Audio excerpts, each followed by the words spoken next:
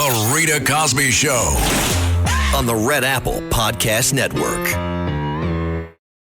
Breaking news. And tonight on the Rita Cosby Show, the ceasefire remains fragile, but discussions are about to take place later this week. The White House announcing a few hours ago that they're dispatching a negotiating team with JD Vance, with Steve Witkoff, with Jared Kushner, and they're going to be meeting in Pakistan, which has served as intermediary.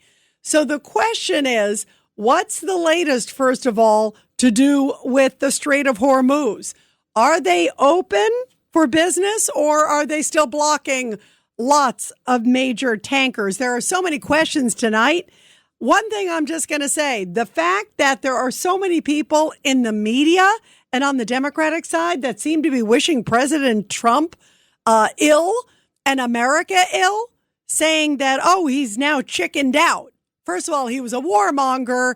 And then when he now is agreeing to extend it for another 2 weeks to try to give peace a chance, they don't want to give him a chance. This is Trump derangement syndrome on steroids. 1-800-848-9222. 1-800-848-9222. And you are listening to The Rita Cosby Show. This truly is Trump derangement syndrome personified. Damned if you do, damned if you don't. I give President Trump a whole heck of a lot of credit that when the Pakistanis came to him and said, hey, look, I have an idea. Here's a way. Iran is saying that now because of your tough talk, you have brought them to the negotiating table. They're willing to talk. Let's give peace a chance. Bravo to him. I think that's fantastic. How great is that he is willing to at least try to give peace a chance? Who would begrudge him for doing that? Well, I guess the Democrats. I've said this before. He could cure cancer and they would be upset. 1-800-848-9222. 1-800-848-9222. And here is Caroline Leavitt, the White House press secretary, guys, just a little bit ago. And one of the big issues, again, is the Strait of Hormuz. We're hearing different interpretations. There's some that say it's been blocked, but some are getting through. Some tankers are getting through. That's important because so much of the world's oil goes through there. And President Trump has made it clear, you better open the Strait of Hormuz or we have nothing to talk about. So listen to what Caroline Leavitt said earlier today in the briefing right by the Oval Office in the White House briefing room. Thank you for being here, Shane. Gabe. Thank you, Caroline. Iranian state media is saying that Iran has now closed off the Strait of Hormuz today in response to Israeli attacks on Lebanon. What's the White House response to that? And you just listed many military successes. I understand that.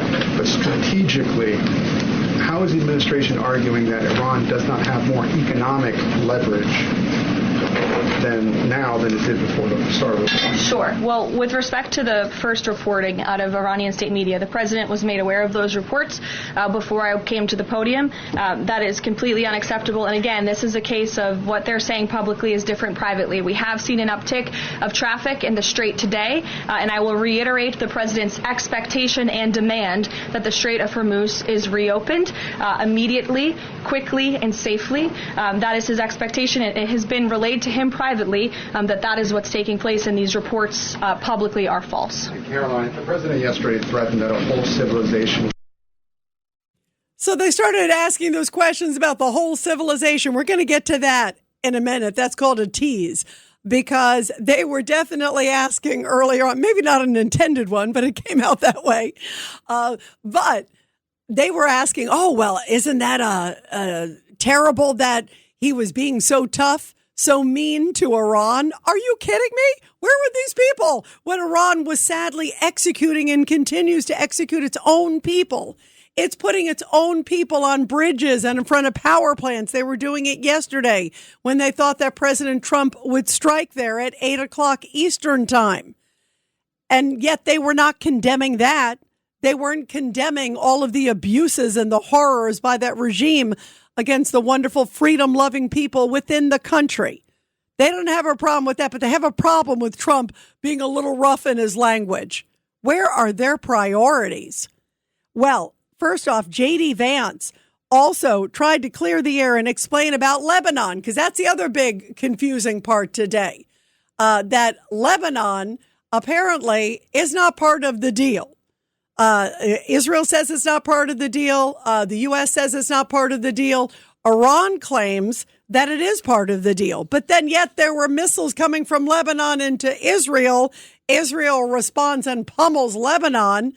And now everyone's trying to figure out, is Lebanon a part of it or not? Here's what JD Vance says. I actually think, and there's a lot of bad faith negotiation and a lot of bad faith, propaganda going on. I think this comes from a legitimate misunderstanding. I think the Iranians thought that the ceasefire included Lebanon, and it just didn't. We never made that promise. We never indicated that was going to be the case. What we said is that the ceasefire would be focused on Iran, and the ceasefire would be focused on America's allies, both Israel and the Gulf Arab states. That said, the Israelis, as I understand it, again, I'm supposed to get a fuller report when I get on the plane, have actually offered to be, frankly, to check themselves a little bit in Lebanon because they want to make sure that our negotiation is successful. That's not because that is part of the ceasefire. I think that's the Israelis trying to set us up for success, and we'll, of course, see how that unfolds in the next few days. But, look, if Iran wants to let this negotiation fall apart in a conflict where they were getting hammered over Lebanon, which has nothing to do with them and which the United States never once said was part of the ceasefire, that's ultimately their choice. We think that would be dumb, but that's their choice. Look, he's saying maybe it's a misunderstanding. That's a nice way to say, no, that was never on the table. So we'll see where this goes regarding Lebanon. And if Lebanon, i.e. Hezbollah in Lebanon, firing on Israel, what, they're supposed to just say, okay, keep coming, no big deal. It's literally across the border from them. So there's a lot of issues here. And clearly Iran has control over Lebanon too. That's the other issue. Let's not forget that. They have control over Hezbollah. They have control over the Houthis. They have control over Hamas. So I suggest they rein in all of their proxies. And here is Ari Fleischer. We talked with him earlier today, you guys, former White House press secretary. And I love this line from Ari because I was asking Ari, John and I were talking with him, and I said to Ari, what do you make of President Trump's tough talk? Because of all these Democrats saying, oh, it was so nasty, it was so mean. How could they say, you want to wipe off civilization in Iran? That's just not a nice thing to say to the leading sponsor of terrorism around the world. And Ari Fleischer said, guess what? It's that kind of talk that created this moment now. And President Trump should be applauded for carrying a big stick. And I just want to say one last thing. This notion when President Trump talked about the annihilation of a race and all of that, and people on the left went absolutely crazy, extermination, they lost it. And I get it. President Trump speaks a very rough English sometimes. But you know what? He's fluent in Farsi. That was the language that the Iranian leaders understood. They opposed a ceasefire. He made that message, and now they agreed to a ceasefire. So when he talks like that, he's talking to the enemy. And I wish the American people after 11 years could just understand this about President Trump. That's his MO. He's the tough guy. He puts it out there. And sometimes in that region of the world, it's exactly the right message the enemy needs to hear.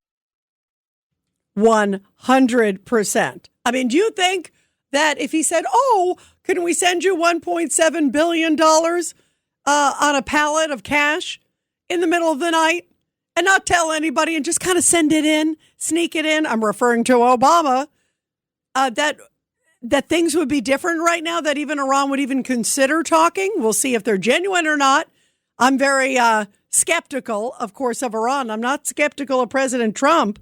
I give him credit for trying. It's the right move to say for history. They came to the table. I'm going to give them 2 more weeks. And guess what? If they don't come to the table or they violate this after they make an agreement, they're done. Then their civilization will be destroyed. The good people of Iran hopefully get out, get safe, but the power plants and a lot of other things will be choked. And Kharg Island should be choked. That is the heart of their economic engine. It's 90% of their crude oil reserves. So that should right away be taken over by the U.S., controlled or obliterated or a pile of dust, whichever one they feel like doing and whatever they feel is the most appropriate by the U.S. military. And as I mentioned, some of this rhetoric today, this is really I find it really disgusting. It's okay to criticize if you don't like a certain thing or you don't like a particular political persuasion. That's America. We're allowed to speak that way. Do you think you'd be able to last 5 seconds in Iran? No, you wouldn't. I wish all those college kids that are protesting on campuses saying death to Israel, death to this, death to that. Maybe if they would shout something like death to Iran, see how long they would last there in Iran. I would say, again, maybe 30 seconds. I mean, they have no idea how lucky they are to be in this great country where we do at least allow people to speak, as disgusting as so many of those comments are. And some of them certainly cross the line when they're threatening death and a whole bunch of other things. But in this particular case, here is President Trump offering. He's offering to negotiate. He's saying, hey, I'm going to give peace another chance. I'm going to try. I'm going to allow this. We're going to at least see if they're legitimate. You know, Pakistan, clearly, the prime minister there and one of the generals who seems to be pretty close to President Trump. And it's not a bad thing to have a good relationship in a tough neighborhood. And they came to him and said, there is something legitimate. We're the intermediaries. They're willing to have a discussion this weekend in Islamabad. That'll be an interesting thing to be a fly on the wall, too. But I think, hey, bravo to President Trump for trying. Bravo to President Trump for making an effort. Bravo to President Trump for at least saying, hey, I will give peace a chance. Let's give him one more try, because he clearly wants to avoid military might. He wants to avoid a leveling of a power plant and a leveling of another bridge. I mean, come on. He is trying everything, but yet the Democrats won't give him an inch. It really is disgusting. To me, this is so far beyond criticism. This is disgusting. It's to the point where if he pushes, he's terrible. He's unhinged. 25th Amendment. This guy's nuts. How could he want to go up against a terrorist regime? He should placate him, I guess, like Obama did. But yet, if he agrees to talk to them because they came to the table and to give 2 weeks for a ceasefire after we've waited 47 long years for this moment, well, then he's a chicken? This is horrible. Listen to Simone Sanders. She is on MS Now, and she simply says that she calls it, what is that, a taco? You know, Trump always chickens out. It's a taco in her mind. I mean, listen to this. Let's get right to tonight's breaking news. Donald Trump just caved, backing down from his fake deadline, averting for now what the president described this morning as an attack on Iran that would lead to the death of a, quote, whole civilization. Trump caved and backed down from his fake deadline. How does that help America? And how insincere and undermining is that comment? 1-800-848-9222, 1-800-848-9222. And we'll take your calls when we come back. You are listening to The Rita Cosby Show on another busy news night. The Rita Cosby Show on the Red Apple Podcast Network.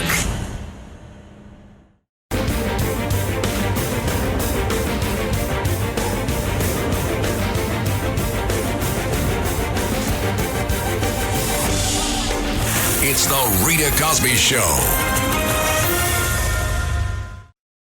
Well, NATO is still saying, President Trump, please, please don't go.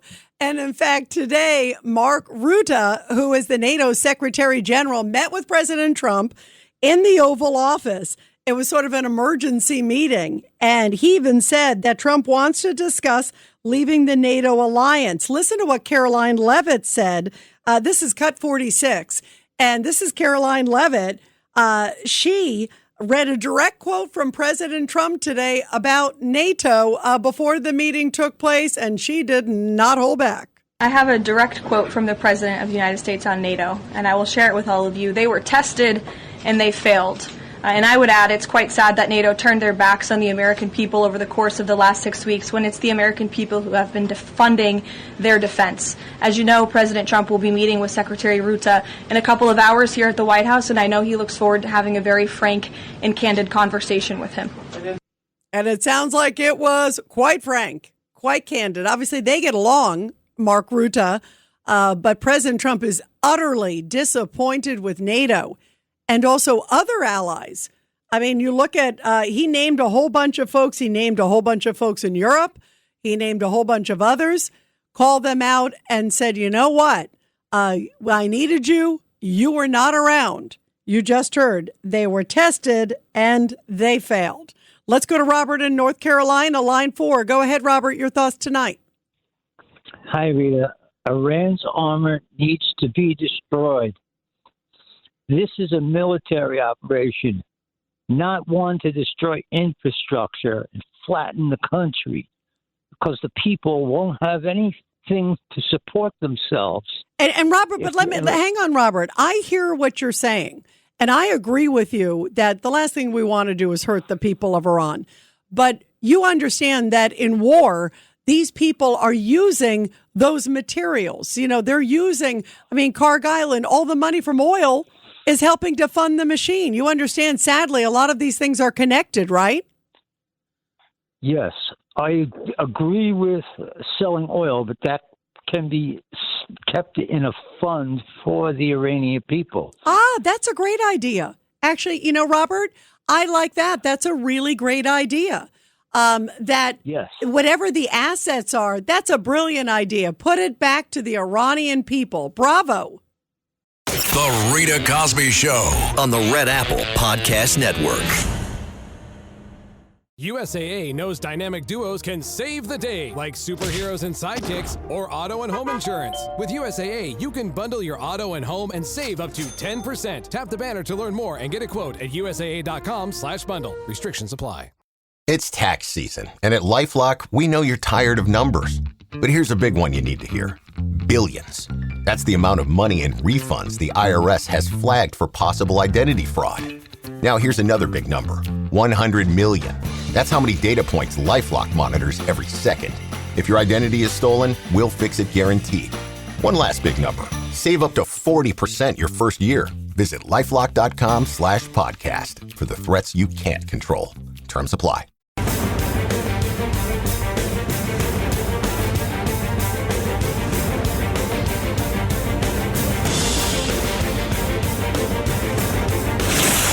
Rita Cosby is on.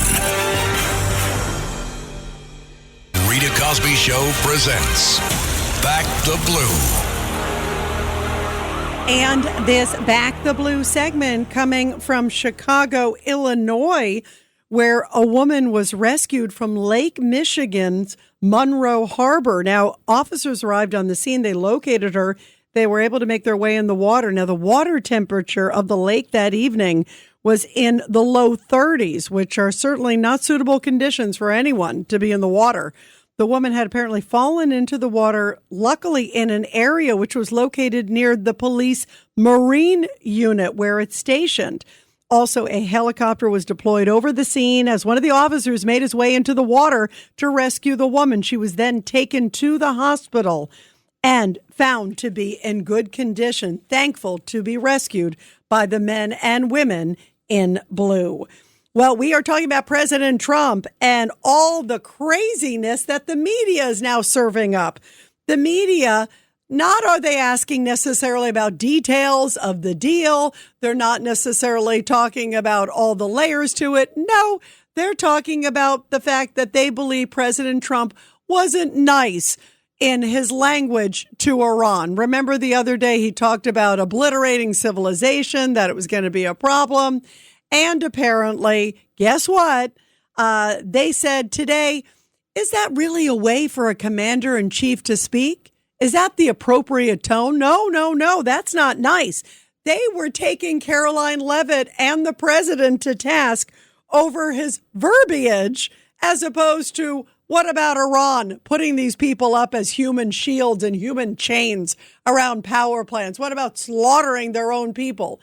They seem more concerned with President Trump, whole civilization will die rhetoric, which actually brought Iran to the table, than anything else. They were like, oh, how could he be swearing? That's unbecoming of a commander in chief. I would consider killing your own people, like the Iranian regime is doing, that's unbecoming. But listen to Caroline Levitt, and she was responding to when they said Trump's whole civilization will die. This is what the media was obsessed with today. Caroline, I'm just, given the gravity of what he said yesterday, what was your understanding of what he meant when he said, this civilization is going to be eliminated? I think it was a very, very strong threat from the President of the United States that led the Iranian regime to cave to their knees and ask for a ceasefire and agree to reopening the Strait of Hormuz. So it was a very strong threat that led to results. And as the Secretary of War stated at the Pentagon this morning, it was not an empty threat by any means. The Pentagon had a target list that they were ready to hit go on at 8 p.m. last night if the Iranian regime had not agreed to open the strait, which they did. And I think that's something we should all be grateful for. The United States is a moral leader in the world, given that I was asked this exact same question by your colleague Andrew in the back, and I think, again, the insinuation by anyone in this room that Iran somehow has the moral high ground over the United States of America is insulting, considering the atrocities that they have committed against our people and our military over the past 5 decades. That's shocking. Do you think that the United States has the moral high ground essentially over Iran, over a ruthless, horrific terrorist regime that has killed so many people around the globe? In other words, do you think President has the moral high ground over Hitler? I mean, that's what they're asking, essentially. Like it's a trick question, like we're not really sure after his nasty comment that he put in a tweet. And you just heard from Ari Fleischer before, who spent a lot of time at the White House. Remember, he was White House press secretary for George Bush. And he was saying that it's that rhetoric that Trump understands peace through strength. And that's the only message that thugs in the Middle East understand. And what do they want him to be, like tiptoeing through the tulips? How out of touch are these people? So listen, here's another reporter asking a question. And again, how could Trump think that he's the savior, the moral high ground here, insinuating he's not the good guy? Listen to this question from a reporter to Caroline Levitt today. Sound to me, but go ahead. Fair enough. Regarding the president's rhetoric, when the U.S. invaded Iraq in 2003, George W. Bush said in a message to the Iraqi people that the military campaign was directed, quote, against the lawless men who rule your country and not against you. Yesterday, the president threatened to destroy Iran's civilization, the entire civilization. Not the Iranian government, but the Iranian civilization, the Iranian people. The U.S. has been a moral leader for most of its history by fighting wars against other governments, not against civilizations. How can the president claim that America can ever have the moral high ground if he's threatening to destroy civilizations and not casting wars as fights against other governments? Andrew, I think you should take a look at the actions of this president over the course of the past 6 weeks and the actions of our brave men and women in our United States military who have taken out essentially taken out the military of a rogue Islamic regime that has chanted death to America for 47 years, that has killed and maimed thousands of American soldiers over the course of the last 5 decades. The president absolutely has the moral high ground over the Iranian terrorist regime, and for you to even suggest otherwise is frankly insulting. With all due respect, Caroline, go ahead. With all due respect, go ahead. There is. With all due respect, does he have the moral high ground over Hitler, essentially? I mean, can you imagine? Biden was in the White House for years and was completely out of it. Let's just admit it. He was completely out of it. Completely out of it. And yet, they didn't ask anything like that to Biden. They didn't say, Mr. President, do you understand what city you're in? Do you understand that you're president of the United States? Do you understand? And in fact, on Afghanistan, they basically gave him a pass. They asked maybe one or two tough questions there, but then they moved on. No one's been held accountable for that dismal withdrawal. And yet, President Trump, it's a whole different standard. Just be fair, guys. Just be fair. I've been in the briefing room. So I'm speaking from experience. I've sat in the briefing room asking questions to presidents. Be fair. You know, I've asked some tough questions of Republicans and Democrats, and they were okay with it because they knew I was being fair. That's the difference. 1-800-848-9222. 1-800-848-9222. Let's go to Stuart from Quebec, Canada. Quebec. Beautiful Quebec on line 3. Stuart, what are you thinking when you hear all this? My goodness. I'll put it this way. Iran is a tough country. It needs tough talk against it.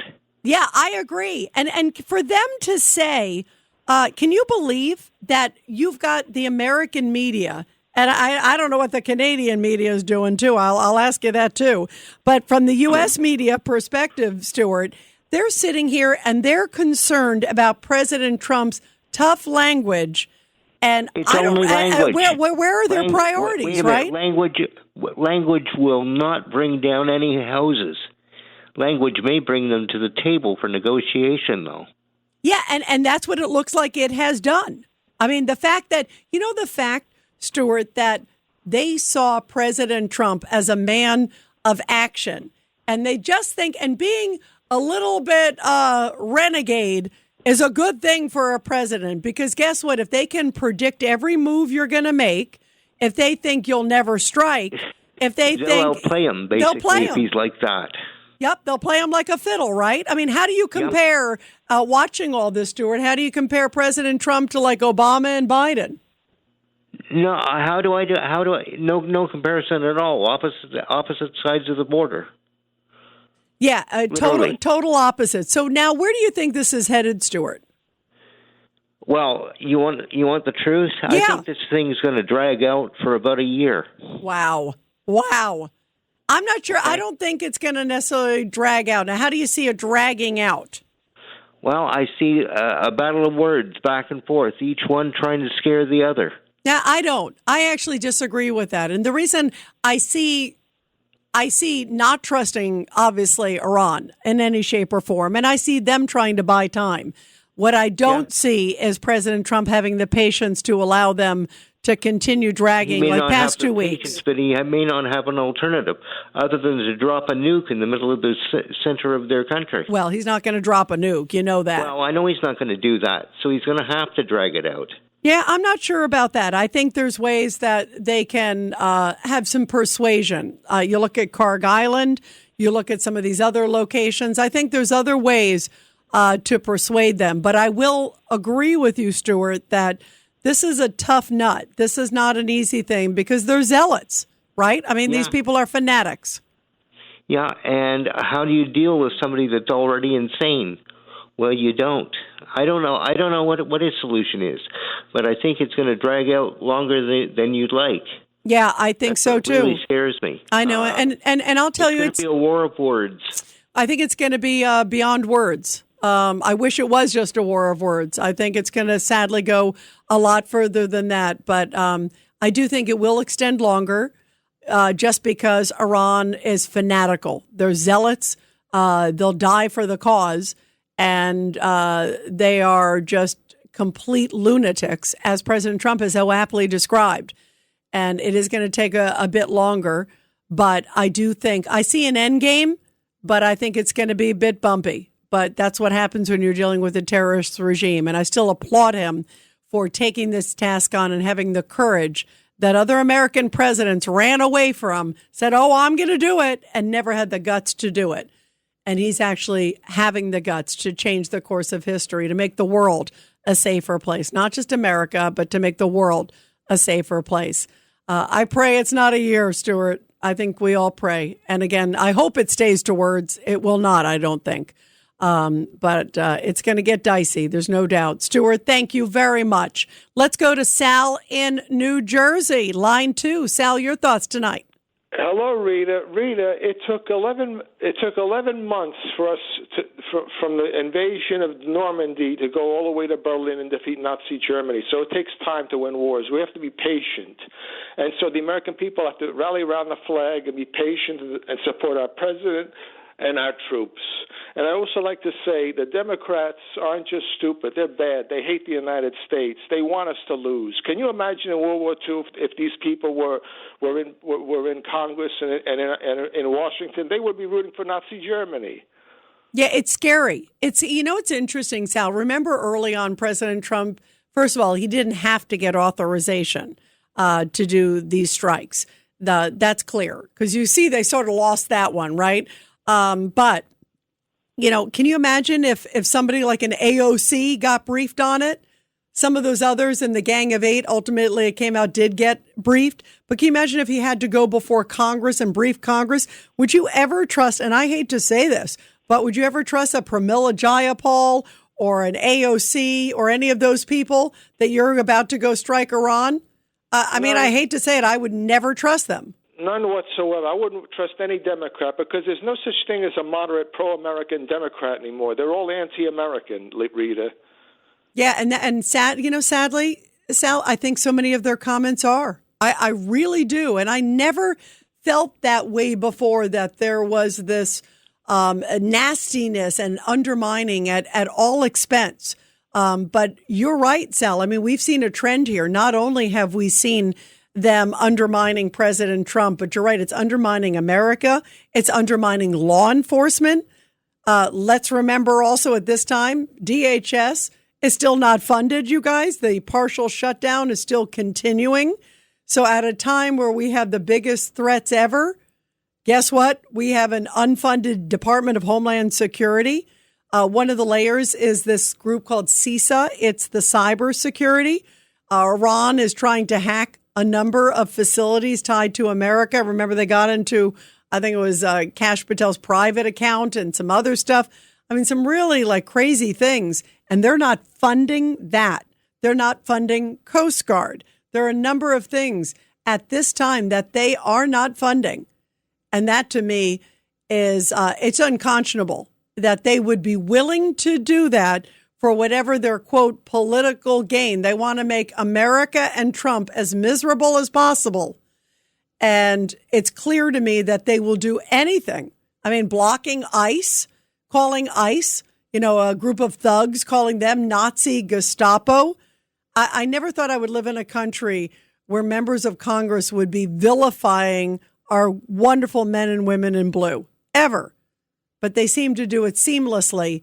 And that's a scary place to be, you guys. We're going to continue your calls after the break. Sal, always good to hear from you. 1-800-848-9222. And we'll continue your calls, everybody, after the break, right here on The Rita Cosby Show. The Rita Cosby Show on the Red Apple Podcast Network.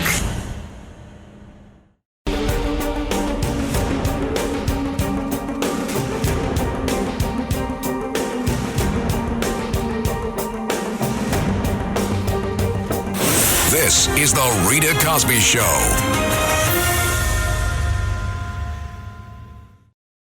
Well, you just heard from Stuart in Quebec. He thinks this could drag on for a year, but he also applauds President Trump for taking a stance against the evil Iranian regime. But if you listen to the U.S. media, they're more upset about Trump's language in tweets. 1-800-848-9222, 1-800-848-9222. Let's go to Stan in Forest Hills on line 4. Go ahead, Stan. How you doing? Good evening. Good evening. You mentioned that journalist on NBC, Nicole something or other, undermining this president. Let's get something straight. The only president that undermines this administration is Donald Trump when he opens his mouth. She's not that important on MSNBC anyway. She's one of many on different. But the journalists don't undermine anybody. Only the person in charge undermines himself. You know that to some extent. Actually, you know what? I disagree. And let me tell you why. Let me tell you why. Because you know what happens? And I'm not saying you have to be a rah-rah cheerleader. I think criticism's fair game. But I think when you go out there and you say, okay, well, the person's chicken or they've backed down, they cave, they this, they that, it's like they will never give him an inch. I mean, I just played even some other clips. I watched the briefing today, Stan. And so many of the questions were, about Trump's language. Doesn't it hurt that maybe we've lost the moral high ground? What are you kidding me? Rita. He had enough guts to go in there, and yet they won't give him credit. That's not a fair assessment. Rita, I got to say this quickly. I know you're going to go to a commercial.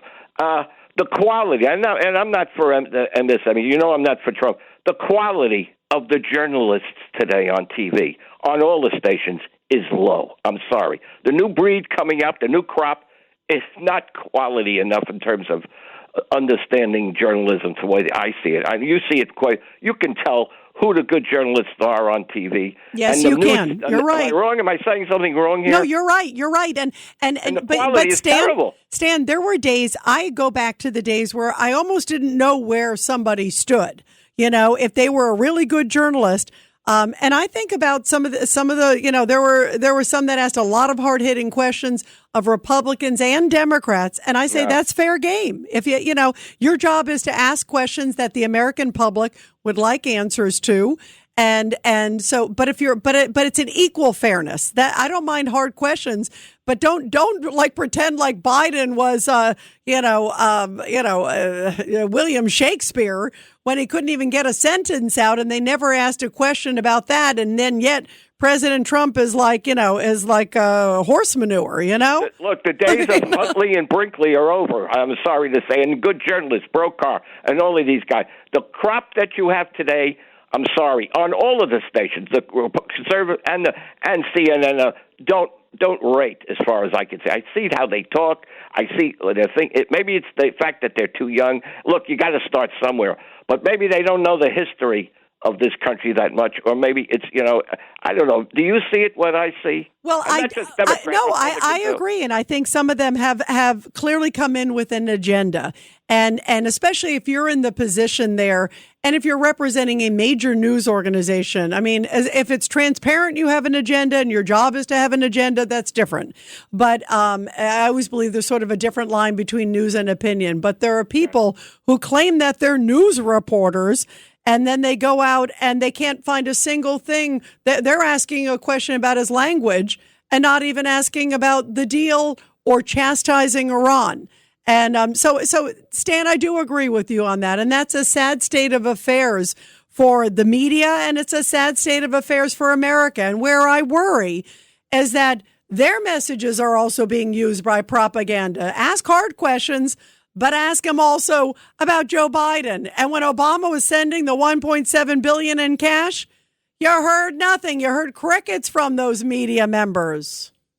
Thanks for listening to The Rita Cosby Show. You can hear The Rita Cosby Show weeknights at 10 on 77 WABC. If you like the podcast, share it with your friends and listen anytime at WABCRadio.com and download the WABC Radio app. Hit that subscribe button on all major podcast platforms. Plus, follow WABC on social on Instagram, TikTok, Facebook, and X. See you next time for a new episode so you never have to wonder. What the heck is going on here?